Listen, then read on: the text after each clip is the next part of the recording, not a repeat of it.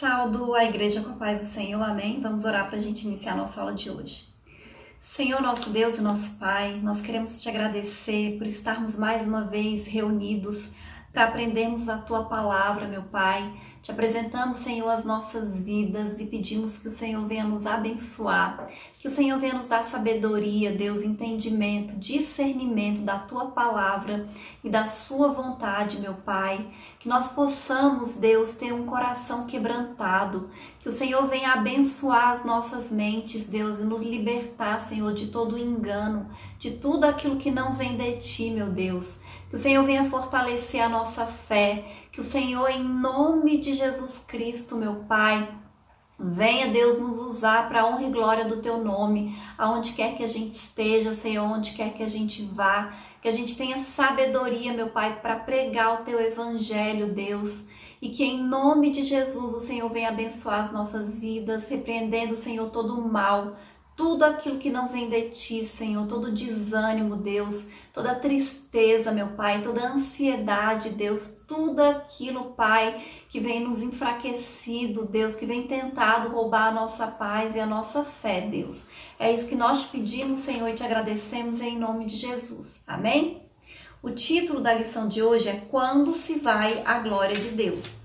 Nós vamos fazer a leitura que está em Ezequiel, capítulo 9, versículo 3, Ezequiel 10, versículo 4, 18, 19 e o Ezequiel 11, do 22 ao 25, que diz assim: E a glória do Deus de Israel se levantou do querubim sobre o qual estava, até a entrada da casa, e clamou ao homem vestido de linho que tinha o tinteiro de escrivão à sua cinta. Então se levantou a glória do Senhor de sobre o querubim para a entrada da casa, e encheu-se a casa de uma nuvem, e o átrio se encheu do resplendor da glória do Senhor. Então saiu a glória do Senhor da entrada da casa e parou sobre os querubins. E os querubins alçaram as suas asas e se levantaram da terra aos meus olhos, quando saíram, e as rodas os acompanhavam e pararam à entrada da porta oriental da casa do Senhor. E a glória de Deus da casa de Israel, e a glória do Deus de Israel estava no alto sobre eles. Então os querubins elevaram as suas asas e as rodas os acompanhavam, e a glória de Deus de Israel estava no alto sobre eles. E a glória do Senhor se alçou desde o meio da cidade e se pôs sobre o monte que está ao oriente da cidade. Depois o Espírito me levantou e me levou a visão à caldeia para os do cativeiro. E se foi de mim a visão que eu tinha visto. E falei aos do cativeiro todas as coisas que o Senhor me tinha mostrado. Amém? Então, nós estudamos na lição passada sobre as abominações que estavam acontecendo dentro do templo de Israel, que o Senhor tinha mostrado para Ezequiel através de visão, que eles estavam adorando outros deuses dentro do templo, que tinha imagens, que tinha desenhos de vários deuses. Eles estavam adorando ao Deus Sol, que eles acreditavam que era um Deus. Eles estavam fazendo várias abominações dentro da casa de Deus, dentro do templo de Israel. E após o Senhor mostrar para Ezequiel todas essas abominações, todas essas coisas terríveis que estavam acontecendo dentro do templo de Israel, o Senhor dá para Ezequiel uma visão onde a glória de Deus estava saindo de dentro do templo de Israel. E naquela época, o templo representava literalmente a presença de Deus. Quando Moisés construiu o tabernáculo, ainda quando eles estavam no deserto, na inauguração do tabernáculo, foi inundado pela presença de Deus, pela glória de Deus. Veio uma nuvem e eles nem conseguiam ficar dentro do templo por causa dessa nuvem. E isso simbolizou a presença de Deus a glória de Deus no tabernáculo.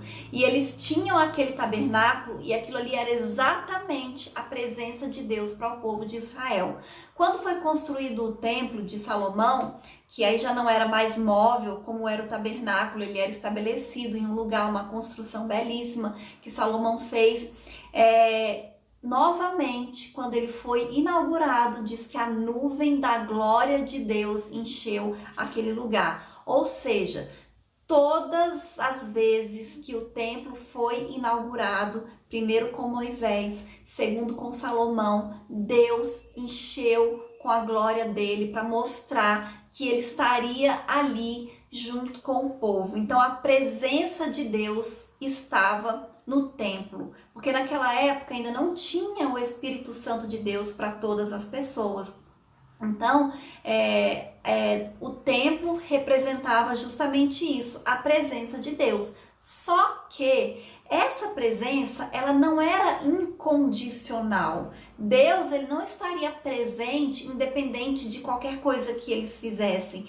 Então, depois de tantas abominações, de tantas coisas terríveis, né, falta de respeito, falta de amor a Deus, né, dentro do próprio templo, o Senhor mostrou que a glória dele estava deixando o templo, ou seja, a glória dele, a presença dele estava deixando Israel. Amém? E isso é algo muito triste.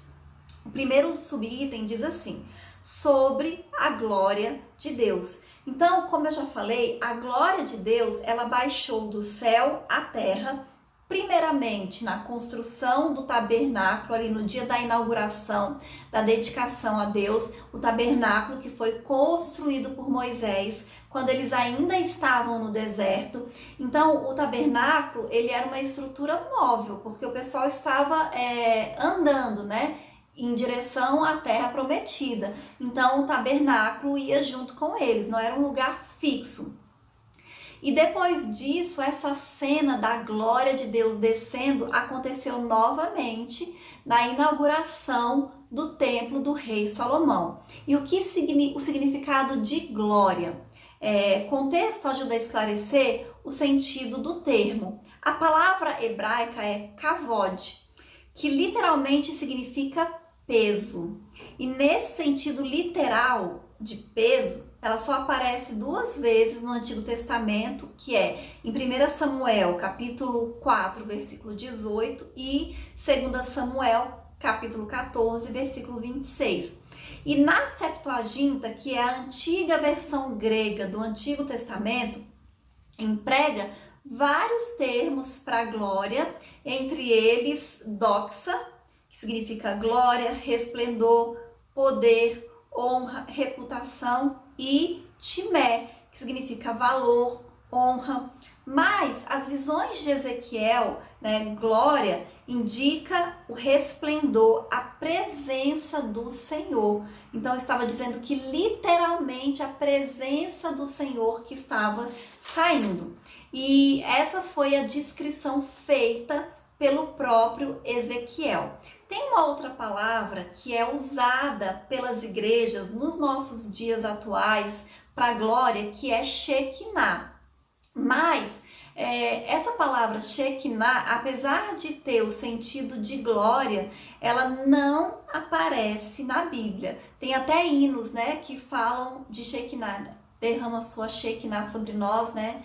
Então é usado na igreja porque tem o significado de glória, mas não foi usado essa palavra na Bíblia. O outro tópico fala a glória de Deus. Ela se manifestou aos filhos de Israel quando Moisés dedicou o tabernáculo ao Senhor, a Deus.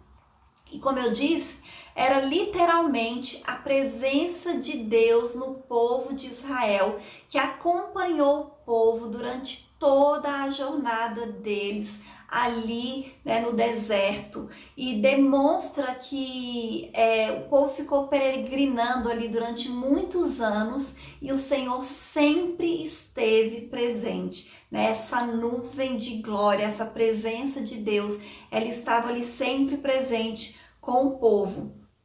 E aí, quando a Arca da Aliança foi transferida do tabernáculo de Moisés para o templo, né, que foi construído em Jerusalém, a glória de Deus inundou agora o templo que foi construído em Jerusalém por Salomão. E os israelitas, eles acreditavam que a presença de Deus estava na Arca da Aliança. E realmente era esse o significado dela, representava a presença de Deus. Tanto é que quando a arca foi roubada, e algumas vezes elas saiu do meio do povo de Israel, eles sabiam disso, né? Que eles tinham perdido a presença de Deus. Então, assim, tinha um significado muito forte e realmente, espiritualmente falando, significava a presença de Deus, amém? Então, o Senhor, tanto no tabernáculo quanto no templo, quando a glória dele desceu, ele fez um compromisso com o povo de Israel, né, de manter os seus olhos fixos e os seus ouvidos atentos às orações que eram feitas ali naquele templo.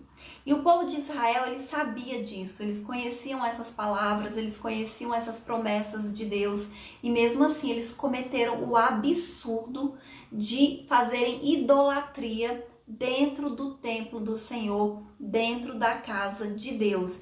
E essa promessa do Senhor, ela não era incondicional, como eu já falei, só que parece que o povo esqueceu disso. Parece que eles ficaram cegos. É como se eles estivessem enfeitiçados, né? Como se fosse um tipo de encantamento por causa da idolatria que eles estavam praticando.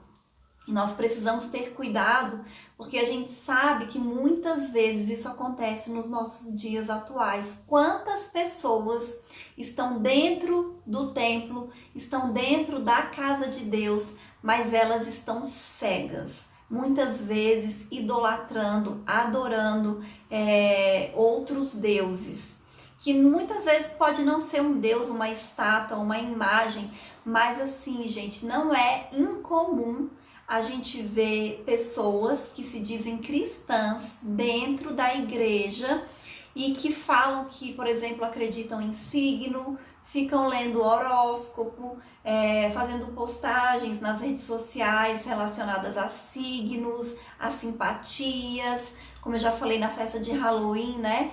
Participando de Halloween, participando de carnaval. Tudo isso, gente, é desobediência a Deus, né? É um tipo de idolatria e de abominação também que o Senhor não se agrada e que o Senhor abomina. Então, o Senhor está atento à nossa oração e ao nosso clamor, como aqui com o povo de Israel, não é incondicional. Nós temos que fazer a nossa parte, amém?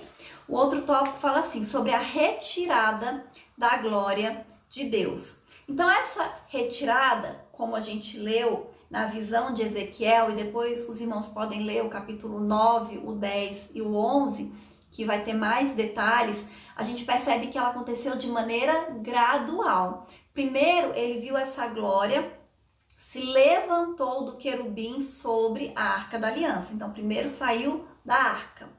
Depois ela passou para a entrada do templo, ou seja, ela não podia mais estar ali dentro do templo por causa das coisas e das abominações que estavam acontecendo ali dentro. E aí ela pairou sobre os querubins e aos poucos afastou-se completamente do templo e por fim a glória de Deus se pôs sobre o Monte das Oliveiras. Amém?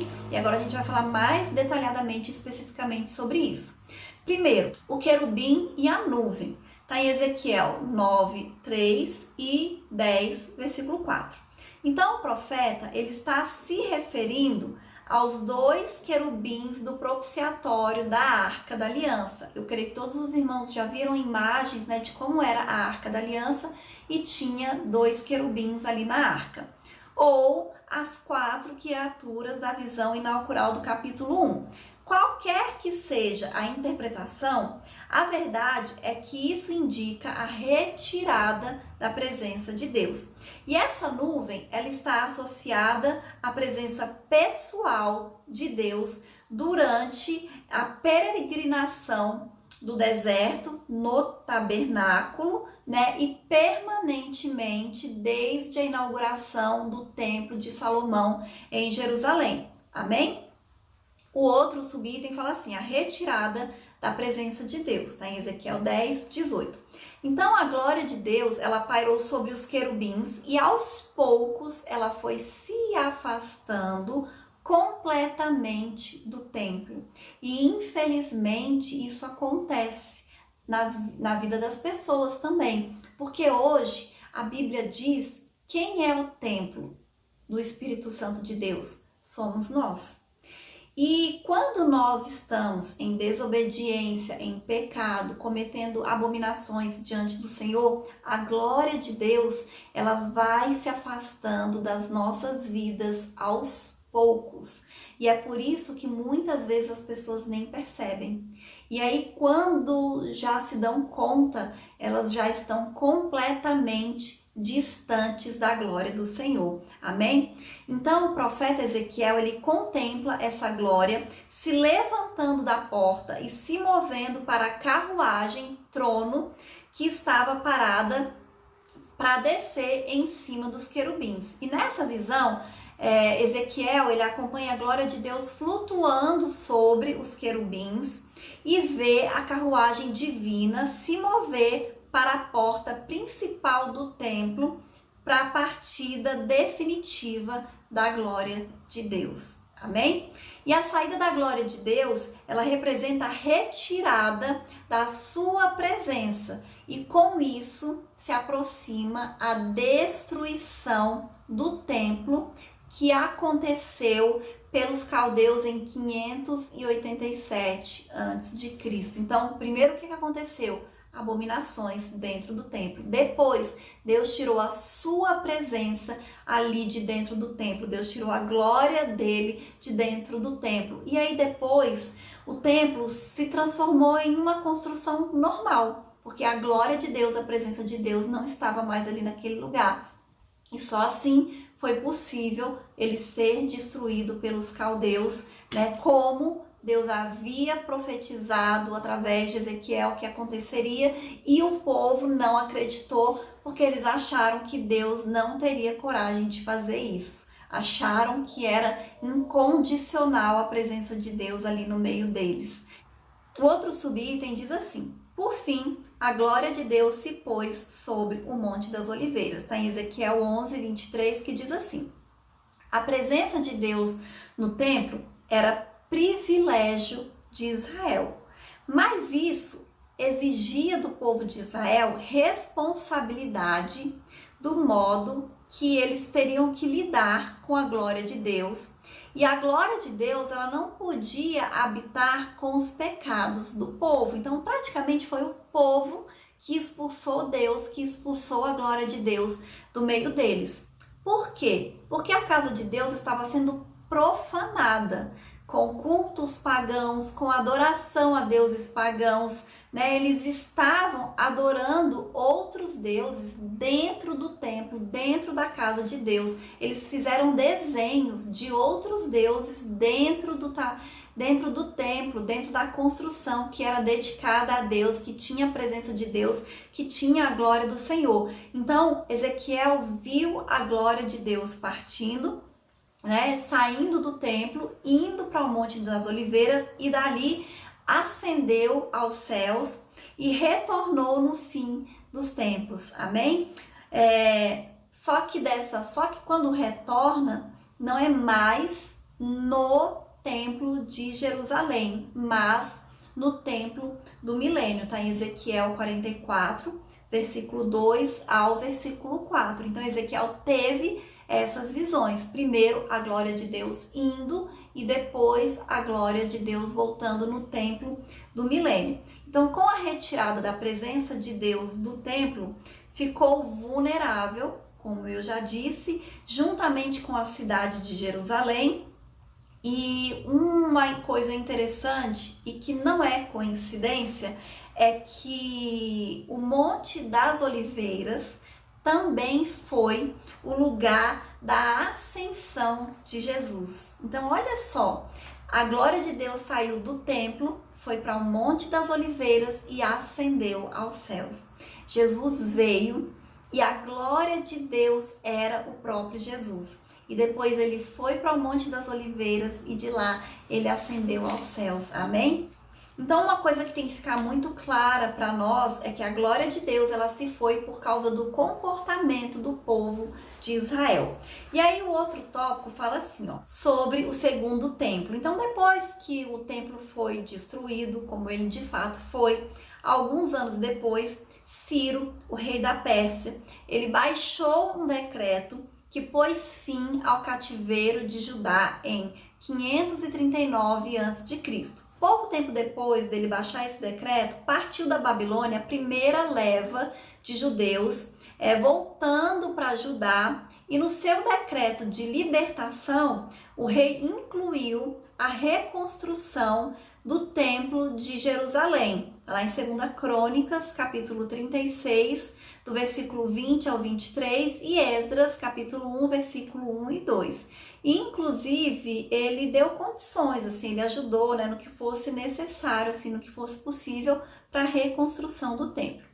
O segundo templo, conhecido como o templo de Zorobabel, ele foi inaugurado no 6º ano de Dario, Esdras, capítulo 6, versículo 15, que corresponde ao ano de 516 antes de Cristo.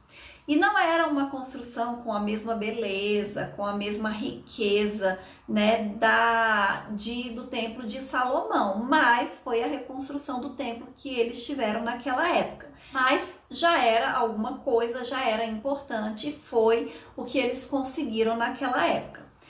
O outro subitem fala sobre o templo de Herodes. Então, o templo de Zorobabel ele foi reformado e ampliado por Herodes, o Magno. E ele conseguiu persuadir os judeus dizendo que o atual templo não estava à altura da antiga glória. Então, os trabalhos se iniciaram no ano 15 a.C., quando Jesus Cristo já estava aqui na terra, no seu ministério, continuava ainda essa construção do templo, mas ele só foi concluído 46 anos depois e ficou conhecido como o segundo templo e era o cartão postal de Jerusalém.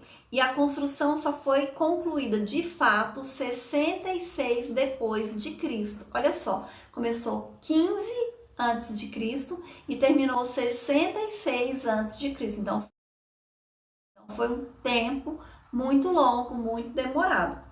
E aí o outro subitem diz assim, a presença do Filho de Deus. Não existe na Bíblia nenhum registro, nenhuma menção de que a glória de Deus desceu na inauguração do templo, que a glória de Deus desceu no templo, como aconteceu no tabernáculo de Moisés e como aconteceu também na inauguração do templo de Salomão.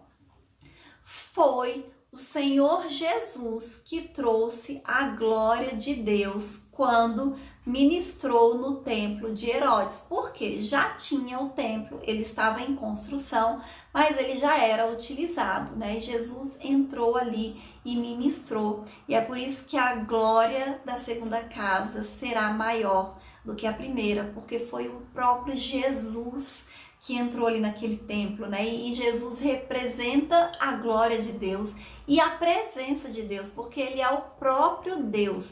Amém? E eu acho isso tão incrível e tão maravilhoso que a gente vai falar agora no próximo tópico. Por quê? Porque hoje Jesus ele está presente em nós através do Espírito Santo e nós somos o templo. Então, olha só que coisa mais incrível, nós carregamos conosco a presença de Deus. Aonde a gente chega, aonde a gente vai, junto conosco chega também a presença de Deus, a glória de Deus, e isso é muito valioso. Nós temos que ter muito cuidado com o que nós fazemos com o nosso templo, nós fazemos com o nosso corpo, porque a Bíblia diz que o nosso corpo ele é o templo de Deus. E nós vimos o que aconteceu com o templo por causa das abominações das profanações que o povo estava realizando dentro do templo. Então pense bem, hoje o templo é você que carrega a presença de Deus, a presença do Espírito Santo, mas não é incondicional essa presença. Se nós cometemos pecados, nós cometemos abominações, nós cometemos idolatria, como aconteceu com o povo de Israel, a glória de Deus, a presença de Deus, ela também pode se afastar das nossas vidas, como ela se afastou do templo de Israel naquele tempo. Amém? Então foi o próprio Jesus que disse isso. Lá em Lucas 11, versículo 31, Jesus disse: eis aqui está quem é maior do que Salomão. O construtor do templo, ele declarou-se maior do que o templo. Está aqui quem é maior do que o templo. Mateus 12, versículo 6. Quando ele curou o paralítico em Cafarnaum, ele disse: filho, perdoado estão os teus pecados. Era uma mensagem velada, dirigida aos sacerdotes, de que a função do templo estava para ser concluída em breve. Ou seja, não ia mais haver a necessidade daquele templo físico ali representando a glória de Deus, porque naquela época ainda existia a Arca da Aliança. E como era, só para relembrar, onde que ficava a Arca da Aliança? A Arca da Aliança tinha um lugar especial para ela dentro do templo.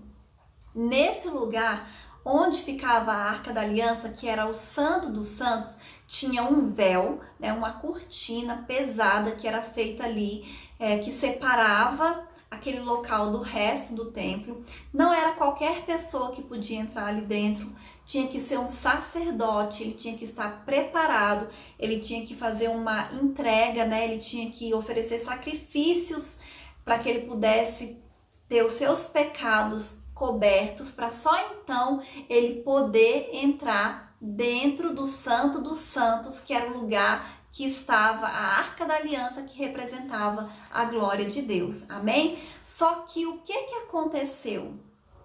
Com a vinda de Jesus, o templo se tornou algo redundante. Lá em João 1,14, olha o que a Bíblia diz: e o Verbo se fez carne e habitou entre nós, e vimos a sua glória, como a glória do unigênito do Pai, cheio de graça e de verdade. Amém?